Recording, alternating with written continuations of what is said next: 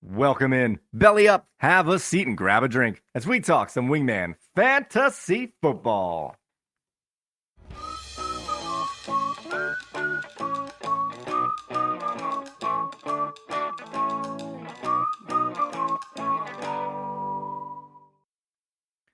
Welcome into another edition of Wingman Fantasy Football, the League Podcast. I am your host, Michael Furley, and as always, I'd like to thank all of you, or any of you who may be watching or listening to today's show.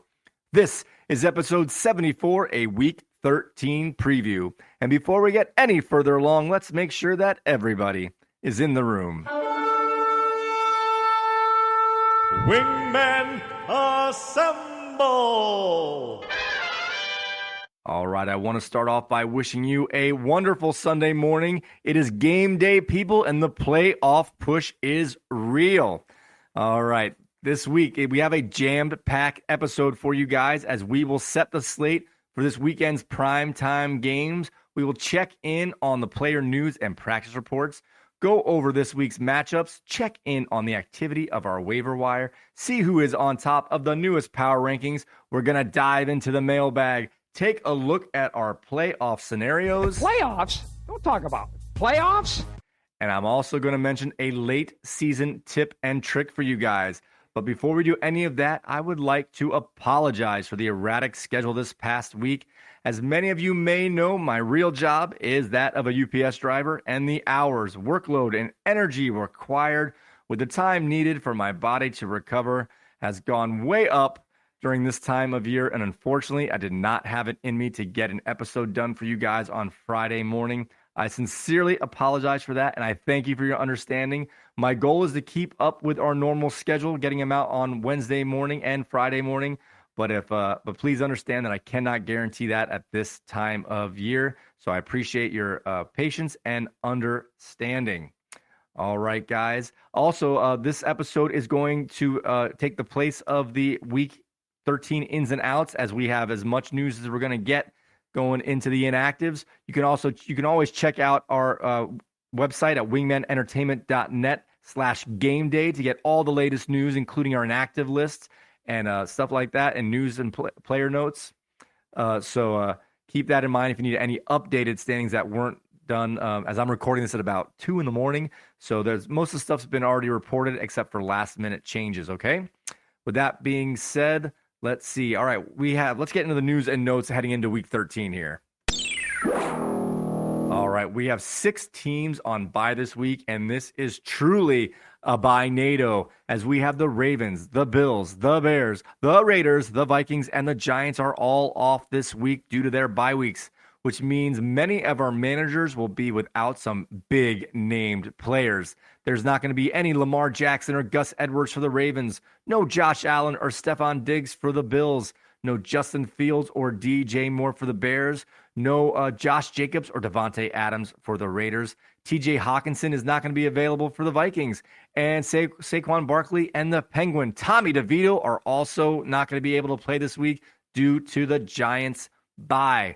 As for this week is a true bye-nado, and it seems to be hitting Cubert's rage the hardest, as he has 5 players out on bye this week.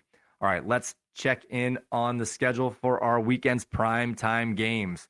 On Monday night this week, we have the Cincinnati Bengals heading down to Duval to take on the Jacksonville Jaguars at 8:15 p.m. On Sunday night, we had the Kansas City Chiefs heading up to Lambeau to take on the Packers at 8:20 p.m. And on this past Thursday night, we had a shootout in the Lone Star State, as the Seahawks traveled to Dallas to take on the Cowboys, and there were some monster performances on Thursday night. And I can only assume that there was some great regret for some of our managers on their lineup decisions. All right, we had 6 players in our managers' lineups on Thursday night, starting with Red Sox Nation, who had his special teamers going with Brandon Aubrey, the Dallas kicker, and the Dallas defense. Mac Daddy 2s had Geno Smith and CeeDee Lamb playing, and that was a delicious tandem. And we also had Waddle away with Tony Pollard playing on Thursday night, and Tampa Brady's kicker, Jason Myers, played on Thursday night. As for some other news and practice reports, Zach Ertz of the Arizona Cardinals and the Arizona Cardinals have agreed to part ways leaving the tight end room alone for Trey Bride to excel like he's been doing for the last few weeks. He will have no competition going forward other than his health. Also, we have Cleveland quarterback Dorian Thompson-Robinson has been ruled out as he is still in the concussion protocol, and this means that Joe Flacco is going to start for the Cleveland Browns this Sunday. I don't know if that's good or bad, just something very interesting. We also have the Green Bay running back Aaron Jones is going to miss another week as he has already been ruled out for Sunday night's game. This means that A.J. Dillon will get the lion's share of the carries for the second straight week. Also, Minnesota wide receiver Justin Jefferson has been activated from the IR, and he's going to return after the Week 13 bye. Arizona wide receiver Michael Wilson has also been ruled out for the Sunday's matchup against the Steelers. Seattle running back Zach Charbonnet left Thursday's game early, but his knee injury is not serious as it has been deemed a bone bruise. So hopefully he won't miss any time, and they have 10 days before their next game. So he should be okay, but definitely check on that later in the following week. We have Jacksonville running back Travis Etienne was limited all week, but is expected to play on Monday night against the Bengals. And in that same game, Cincinnati wide receiver T. Higgins is going to play. He is going to play this Monday night against the Jacksonville Jaguars. Welcome back. Also, New York Jets quarterback Aaron Rodgers has had his 21-day practice window open for a potential return from the IR. However, he has already been ruled out for this week. Also, Philadelphia tight end Dallas Goedert did return to practice this week with his fractured arm, but he is likely to miss one more week as he has been deemed doubtful for this Sunday. Miami running back Devon the Man Achane has been removed from all injury reports, and he is set to make his return to the lineup. Arizona wide receiver Marquise Brown has missed practice all week, but he is trending towards playing. New Orleans wide receiver Chris Olave is still technically in the concussion protocol, but he did get in a full practice on Friday, and that means that he has a very good chance to play on Sunday. LA Chargers wide receiver Keenan Allen is dealing with a thigh bruise, but he is going to play, and he says he is good to go. Wide receiver for the Philadelphia Eagles, Devontae Smith, is off of the injury report, and he is also good to go. While rookie wide receiver for the Green Bay Packers, Jaden Reed, did return to practice on Friday, and he was listed questionable all week, and he is likely to be a game-time decision for the Sunday night game. So I think right now Lionized has him on his bench, but if he's considering playing him, definitely check the news throughout the day on Sunday to make your best lineup decision. And Raheem Mostert and Tyreek Hill are both off of the injury list, and they have a great matchup this week against the Commanders. And all of the New York Jets running backs are listed as questionable heading into Week 13, but Breece Hall did get some practice time in on Friday, and he is looking like the most likely to play. Pittsburgh wide receiver Deontay Johnson did miss practice on Thursday with an illness, but did return on Friday, and he is now off of the injury list. Tampa Bay wide receiver Chris Godwin was added to the injury report during the week with a neck injury, and he will now be a game-time decision for Sunday's matchup. Philadelphia star wide receiver A.J. Brown has been dealing with a thigh injury, but he is no longer on the injury list, and he is good to go for the Sunday game against the 49ers. Cleveland wide receiver Amari Cooper is not listed on the final injury report, but he is dealing with a rib injury, probably going to be wearing some sort of extra padding or flak jacket. So just be aware of that as he heads into the Week 13 game.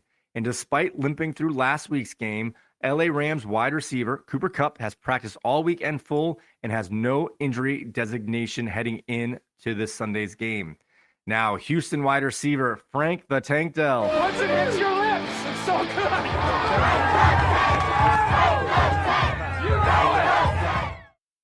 He has logged in limited practice sessions this week with a calf injury, but Coach D'Amico Ryans indicated that he will be available and should be good to go against the Broncos. Indianapolis Colts running back Jonathan Taylor has been ruled out for this Sunday's game with his surgically repaired thumb, and at this point he has not been placed on IR. I am praying that he does not, so he can return for the playoffs, fantasy football playoffs, that is. So we will see how his status progresses in the next week or two. Houston wide receiver Noah Brown, who is listed as questionable, is now expected to play. And the Kansas City running back Jerick McKinnon has been ruled out for the second straight week. All right, guys, let's see who's playing who in this week's matchups.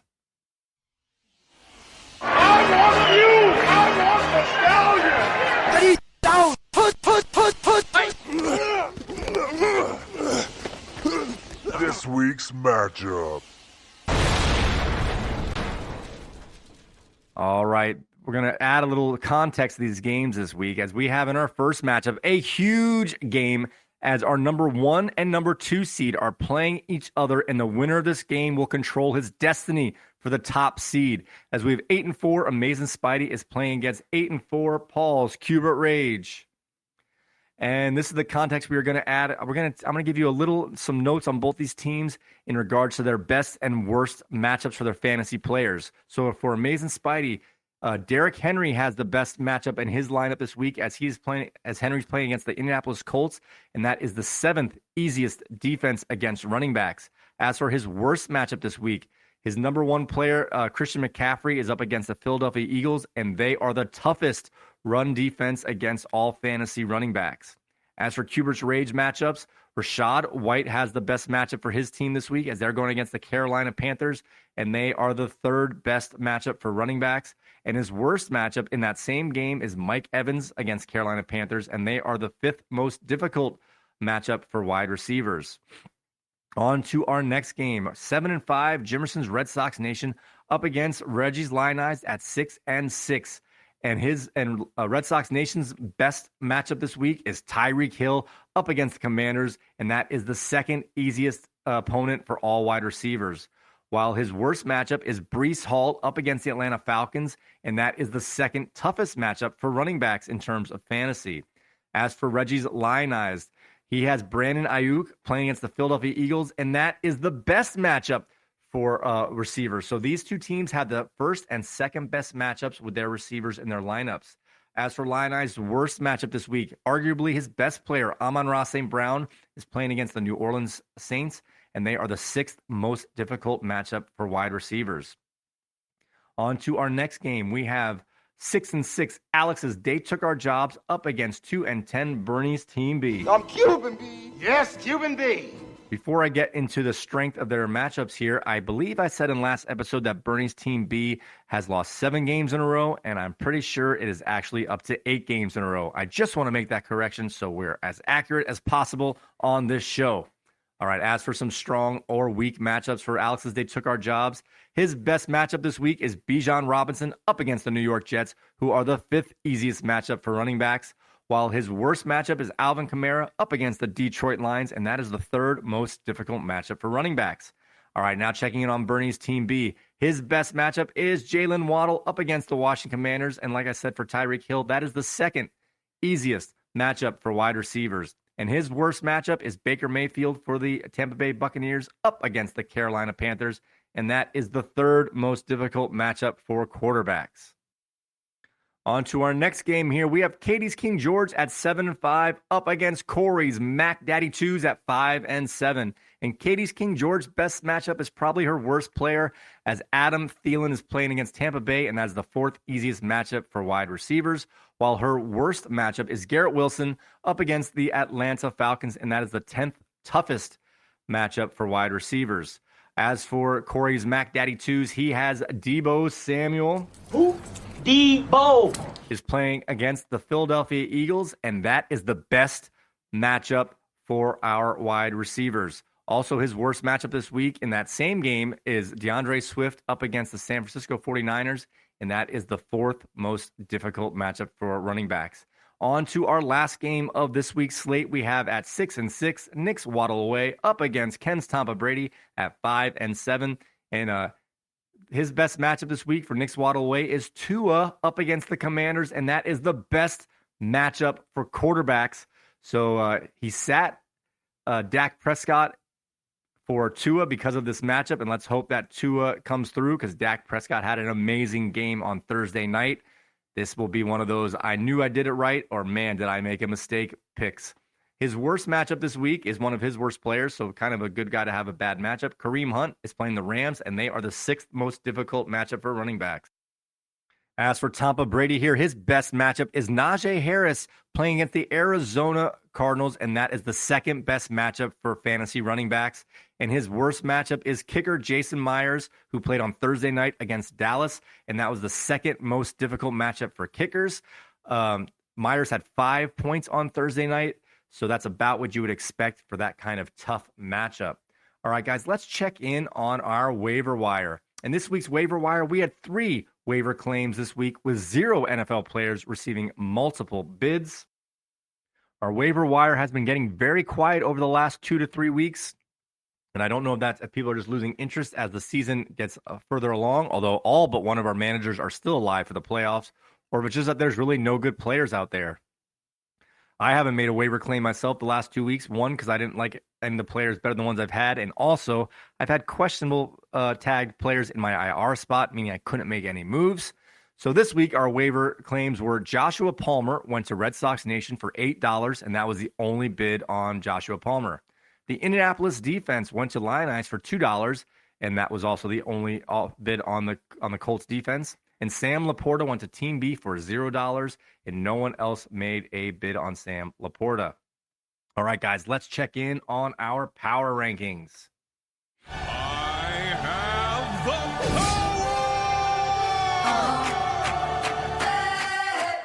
By the power of Grayskull. I'm living in it, no one man to have all that power.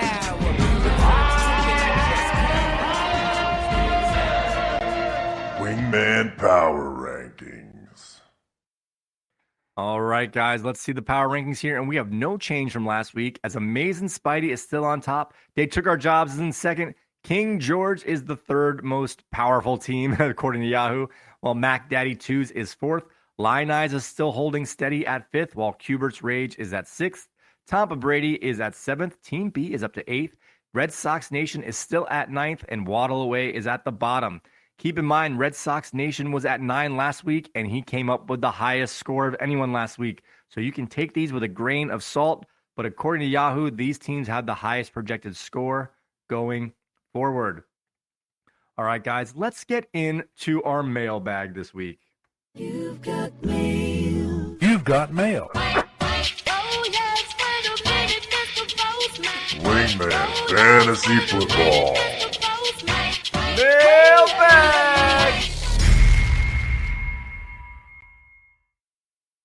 All right, this question comes in from Ken, and the question says this: Hey, Mike, what platform do you prefer the listeners to use to take in Wingman Fantasy Football content? That's a very good question. So as you guys may know who have been following this for a little while here, you can get our audio feeds on Spotify, Apple Podcasts, Google Podcasts, and TuneIn Radio. You can also get our video feeds on our YouTube channel at youtube.com/@wingmanfantasyfootball, or you can check out wingmanentertainment.net/podcast to get both our audio and video feeds if you wanted to check out our website for that. So the question is, what platform do I prefer our listeners to use?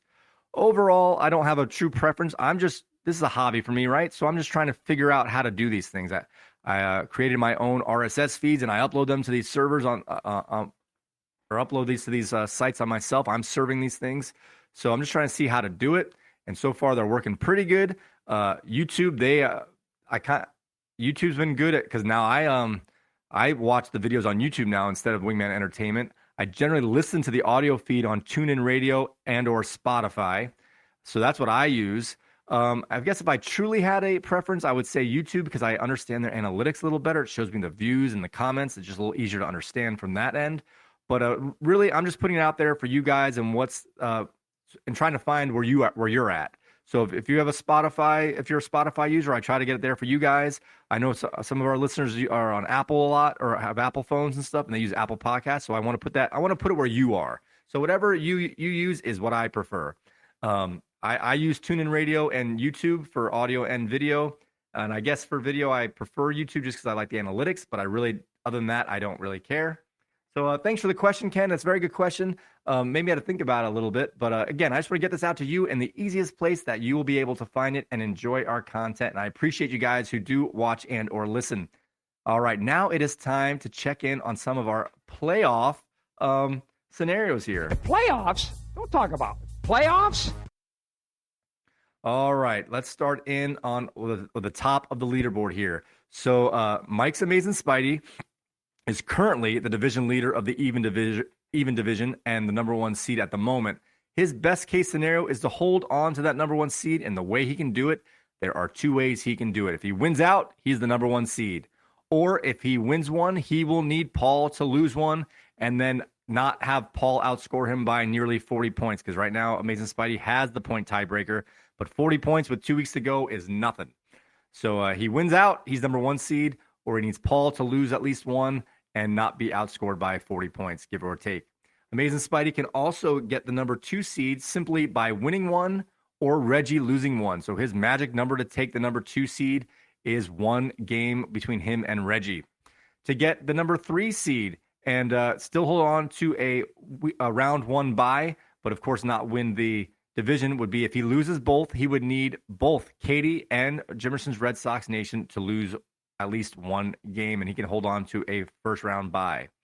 Now, his worst case scenario, he is not technically, Amazing Spidey that is, clinched a playoff berth, but due to the points that he has so far had in, he actually has unofficially clinched a playoff berth. The worst he can do is tie, say, for 4th or 5th place, but those teams are down by 250 points or so. It would be nearly impossible for him to get knocked out of the playoffs. So he is unofficially clinched a playoff spot going into week 13. On to our next manager. This is Paul's Cubit Rage, who is currently the number 2 seed. He's the division leader of the odd division. He is tied with Amazing Spidey in record, and he has his to win the number 1 seed overall. All he has to do is win out, as he is playing Amazing Spidey this week. So if he wins this week, he controls his own destiny. If Amazing Spidey wins this week, he controls his own destiny.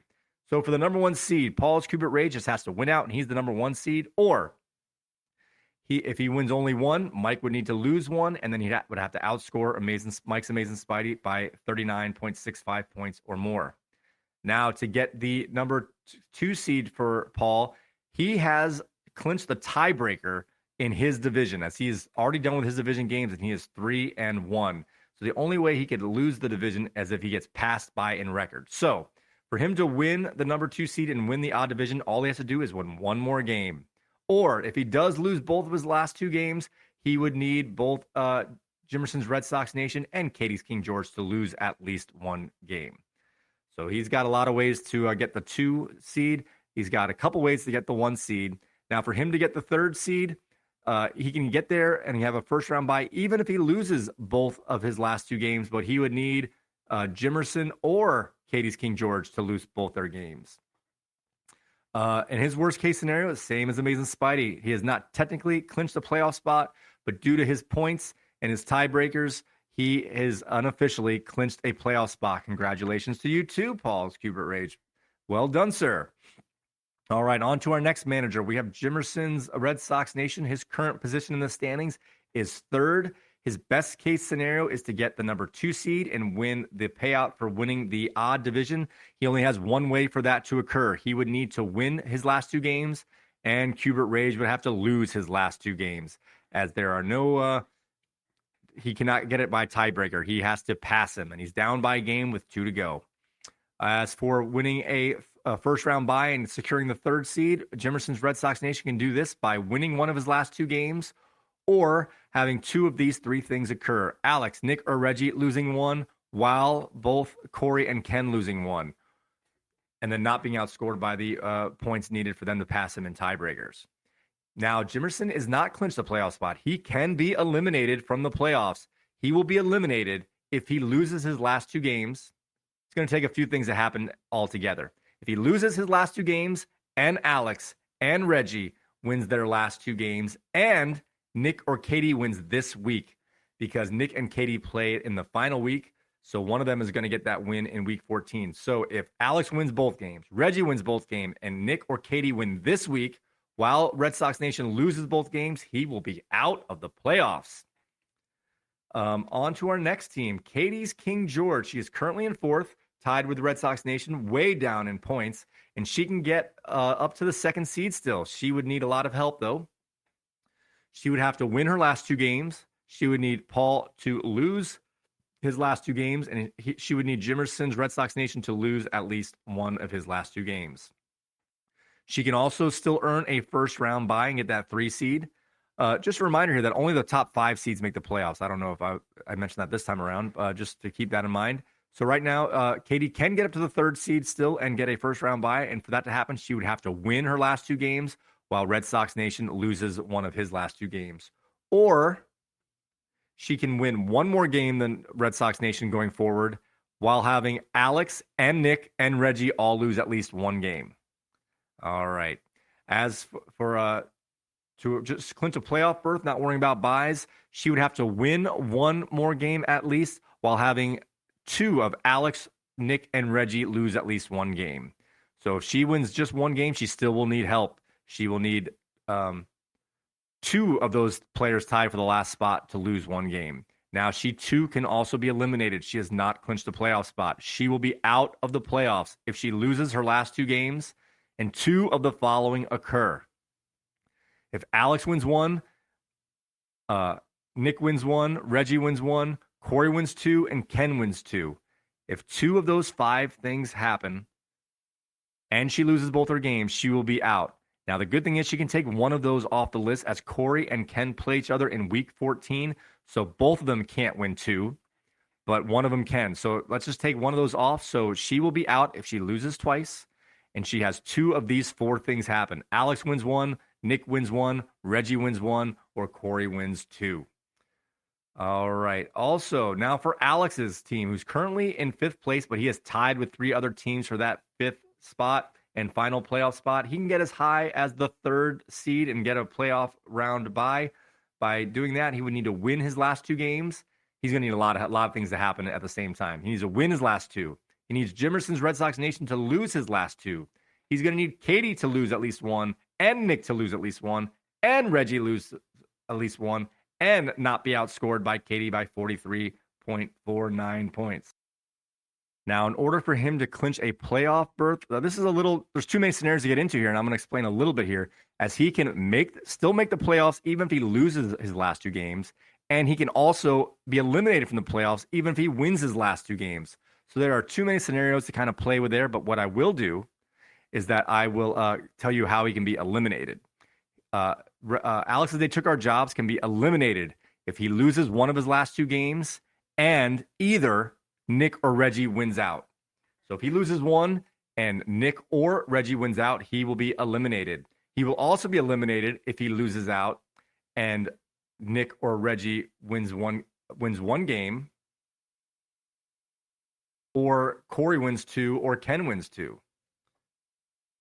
Right. So if he loses both of his games, all it would take would be Nick or Reggie to win one, or Corey or Ken to win two. So he's in decent shape if he wins one game, because he'll need any one of two players to win both their games. If he loses both his games, he's going to need a lot of any one of these teams to do the right amount of winning. So he's not secured a playoff spot, not at all, not yet. On to Nick, who is tied for fifth place, but he is currently in sixth due to tiebreakers. He can get up to the third seed and still earn a first round bye by winning his last two games, while having Red Sox Nation lose his last two, and Katie losing one of two, and Alex losing one of two, and Reggie losing one of two, and he would still have to outscore Alex by 7.87 points and not be outscored by Reggie and Katie. That's for Nick there. So he needs a lot to go on, and he would need tiebreakers. As for Nick, the same as with Alex, is he has too many scenarios to clinch a playoff spot here, as he can still make it at 6-8 and can still miss out at 8-6. So we're going to find out how he'll be eliminated. That's a little easier way to do it. And it's the same exact as it was for Alex. If he loses one game and Alex or Reggie wins out, he is done. So he is rooting against Alex and Reggie to win he wants them to win as few games as possible to have a chance here. He's also out if he loses both his games and either Alex wins one, Reggie wins one, or Corey wins two, or Ken wins two. On to Reggie.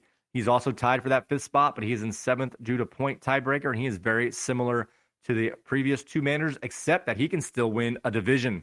He can get the even division, or the even division, and he can get the number 2 seed and get a payout for a division winner. The way for this to happen for Lion Eyes is if he wins out and Amazing Spidey loses out, he is the number 2 seed.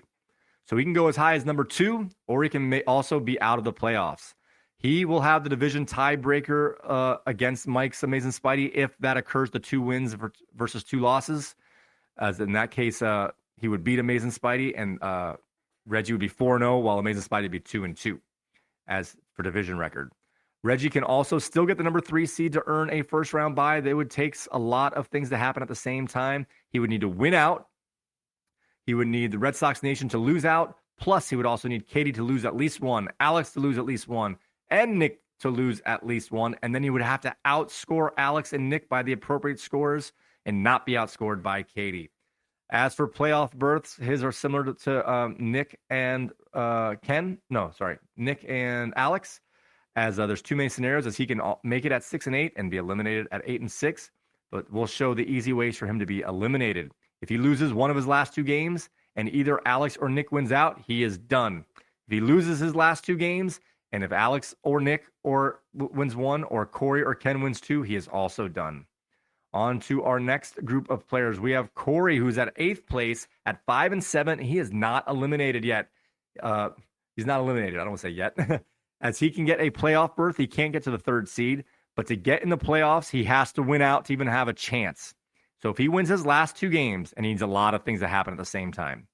So if he wins his last 2 games, and Alex and Nick and Reggie would all have to lose their last 2 games. Or if he wins his last 2 games, he can still get in if Alex, Nick, or Reggie wins no more than 1 more game, but he would have to hold on by tiebreaker, as he does have more points than all 3 of those guys. So it starts with him winning both, and then he's just watching the scoreboard to see if he can avoid any of those guys winning twice or any of those guys outscoring him by 58 points or more. A little note here, we have Ken playing Corey in week 14. So one of those guys is going to guarantee themselves at least a win, and one's going to guarantee themselves at least 1 more loss. All right, this is the easiest way to know that Corey's going to be eliminated. If he loses 1 more game, he is done. That is it, regardless of anyone else. If he loses, he is out. He is also out, regardless of what he does, if Alex, Nick, or Reggie wins their last 2 games. All right, on to Ken, who's in 9th place out of 10, but he is also still alive. He can get a playoff berth, very similar to Corey's. He's going to need a lot of things to happen at the same time. He'll have to win out. He will need Alex, Nick, and Reggie to lose out. He can also do it by winning out and having those guys win no more than 1 game and holding on to the tiebreakers. And once again, Ken is ahead of all of our 6 and 6 teams in points by a minimum of 45 points. So he's got a little cushion there. So he's got a chance, but he's got to take care of business here. Again, same for him and Corey. If he loses 1 game, he is done. He's also done if either Alex, Nick, or Reggie wins out, or if he gets passed by points if Alex, Nick, or Reggie wins 1 game. All right, so there is that. As we get to the end of this episode, I want to give you one more late season tip and trick.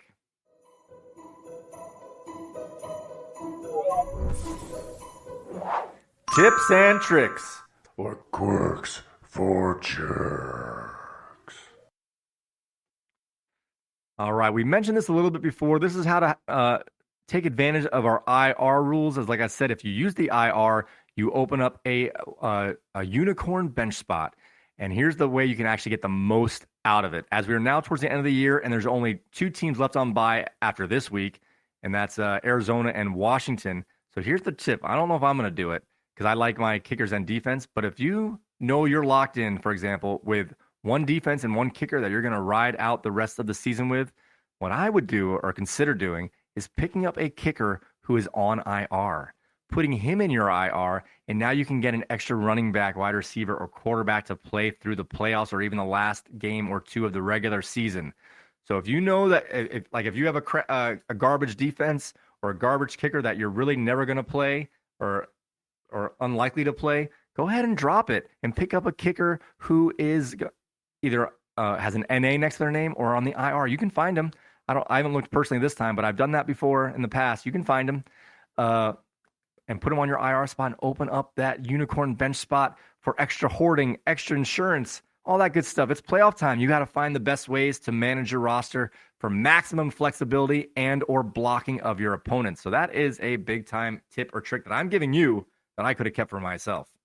All right, guys, I want to thank you all so very much for watching and or listening to this episode. Happy Sunday morning to you once again. Good luck to you guys, as these games are super important for seeding and or playoff berths.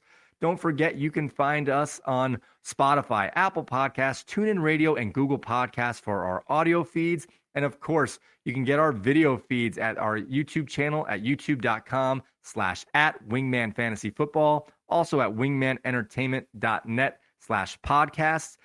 Don't forget that this is the episode for this Sunday, so I'm not going to be doing an ins and outs. If you want to get the last minute inactive reports and or news from prominent reporters, go to wingmanentertainment.net/game day, and you can get your verification on your inactive list, guys. All right. So good luck to you all. Happy playoff push time. And with that being said, guys, may your glass be full, your mug stay frosty, and we will see you next time.